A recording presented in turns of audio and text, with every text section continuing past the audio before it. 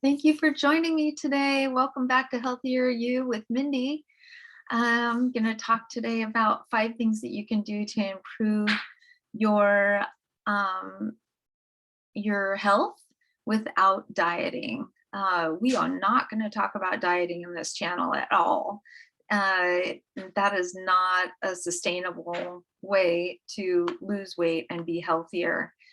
The whole idea behind this channel is to help you change your lifestyle in ways by making little changes that will improve your health without you even really feeling like you're trying to lose weight or anything like that. It should be little changes. When we do things that are drastic, it often makes it unsustainable because it's such a change that it's hard to maintain it and hard to stick with it. When we do things a little bit at a time, little baby steps, then we're able to make those changes and keep them and integrate them into our daily routine and our lifestyle in a much more sustainable way. So today, 5 things I'm going to talk about. The first thing that you can do to improve your health is to eat on a regular schedule. Make sure that you're eating something to fuel your body first thing in the morning. Middle of the day should be your largest meal, and the evening meal should be a little bit lighter than the middle of the day. And this is a little bit backwards from what we have been kind of taught in society, that dinner is the big meal, and we often are working through our lunch and that kind of thing. But I want to encourage you to think about the way your body regulates. And we all have this circadian rhythm to our body, and different things are happening at different times. And so it's really important to understand a little bit about that and how that helps you with your metabolism and helps you burn fat and all of that. So your body is using the food to the best of its ability.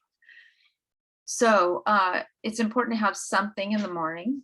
It doesn't have to be a lot, just a little, piece of fruit or something small, that a bowl of oatmeal, something to give your body some fuel first thing in the morning. It's also important to eat a large meal in the middle of the day rather than in the evening, because your body's digestion is the most active and able to process that food in the middle of the day. By the evening time, your body is starting to shut down on the digestion. So you're more likely to hold that food in your system. It's more likely to be stored as fat, and you're more likely to have a sluggish digestion, which does not help your metabolism. And so I think a lot of the diets that we see today are talking about, the being fasting, intermittent fasting. And that is kind of part of the science behind that, so that your body can have a chance to clear between meals and between days. So eating lighter in the evening is better. You just don't digest as well. Eat the rainbow. That's the second thing. So I'm not going to tell you not to eat anything. I'm going to tell you to eat the rainbow. The more fresh, of course, unprocessed food that we eat, the better. If you can buy locally, that's great. Natural or organic, depending on what's available in your area.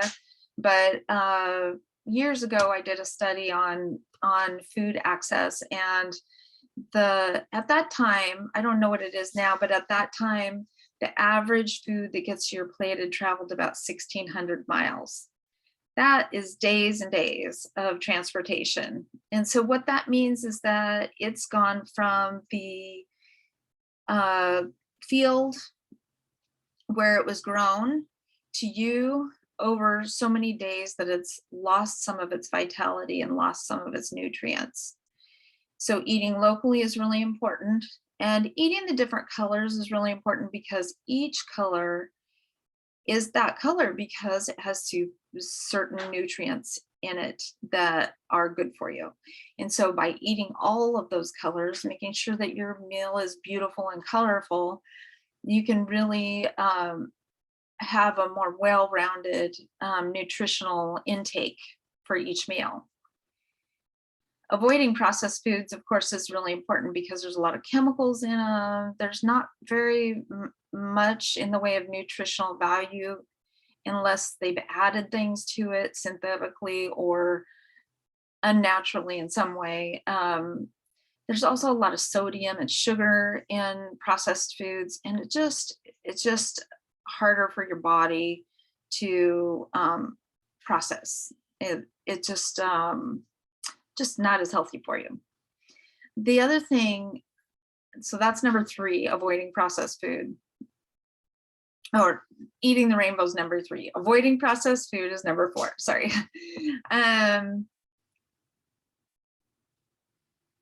Eating mindfully. I guess I have 6 here. Okay. Eating mindfully. When you are eating, especially lunchtime, it's super easy to not even pay attention, to work at your computer. I know I've done that a million times, worked at my computer, eaten, not even noticed what I was eating. It's really important to stop and slow down and pay attention to what you're eating, because what happens is when you pay attention, if you never heard of the research on Pavlov's dogs, where he did a study and they started salivating prior to him getting, they knew he was coming, and in anticipation of food, they started salivating. And that's actually what your body does. And the first part of the digestive process is saliva and chewing. So the more you pay attention to what you're doing and eating, the more likely you are to chew your meal well, to have your body preparing itself by secreting what it needs to for healthy digestion through looking at your food and paying attention to it and smelling it and all of those things. And so it's preparing the body to process that food in the most effective way. And so mindful eating is a very critical part of being a healthier you. And also making sure that you're eating slow enough that your body can gauge when it's full. Because when you're eating mindfully, you notice a little bit more. You don't just clean your plate necessarily. You eat until you're satisfied, and then you quit. And you don't come back a half hour later going, oh, I just ate way too much. And another thing on top of eating and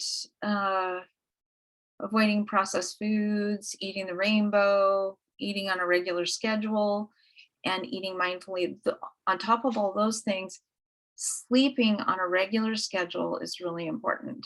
And it may sound like this is not related, but there has actually been some anecdotal data out there, and I think some research too, and I will see if I can find it, but that people who sleep on a regular schedule are tuning into their body's rhythm and going to bed and getting up and making sure that you're getting the full 7 to 8 hours sleep that you need. Not everybody can do that, but as close as you can. Ideally from 6 to 10 is from 10 to 6 is when you would sleep. And that's when your body is naturally shutting down and preparing for that, but it allows your body to process all of the things from the day and eliminate toxins.